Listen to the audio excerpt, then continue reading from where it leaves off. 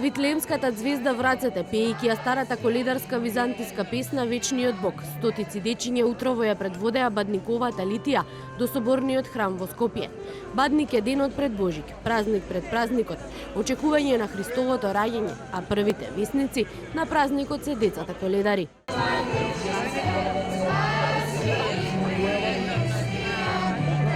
Верниците со пораки за сплотеност, обединетост, слога и љубов.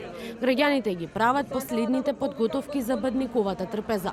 За бадник има низа обичаи, особено поврзани со вечерашната трпеза. Ние сме по Деварскиот крај, спремаме пита со ореви.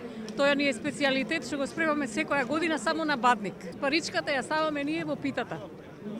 И делиме на сите, прво на Господ, па на домот и за сите што сме во фамилија, во семејството. Идеме у црква, палиме свеќа, свет, сите адети и така натаму, напиеме ракијичка. Мир и среќа и љубов меѓу луѓето.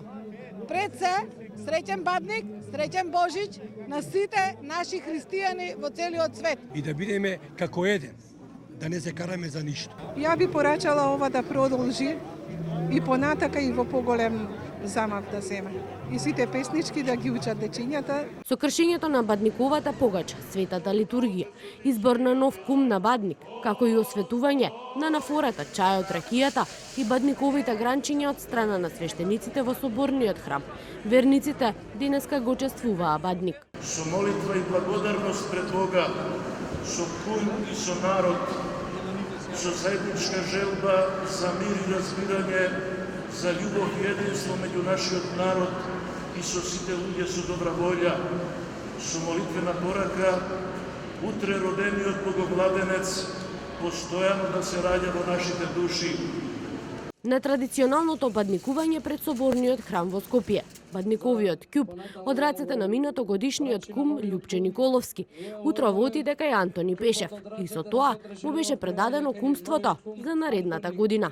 Традицијата која денеска ја чествуваме е една од најисконските традиции на нашиот народ.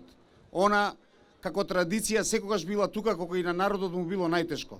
Затоа мислам дека да се почитува традиција е многу благородна работа, но да се гради традиција, тоа е уште поблагородно. Новогодишните и божичните празници носат собе еден нов, посакуван почеток. Почеток во кој мора да се зачекориме кон подобро утре, во кој согорува нерасположението и незадоволството и полека забораваме на годината која измина. Откако се скрши традиционално бадниковата погача со паричка, новиот кум, бадникар, заедно со ќупот и семејството со пајтон, символ на Старо Скопје, заминаа од предплатото на соборниот храм. Освен во Скопје, детски бадникови поворки, како предвесник на утрешниот празник, Рождество Христово Божик, се организираа и во други 39 градови ширум државава.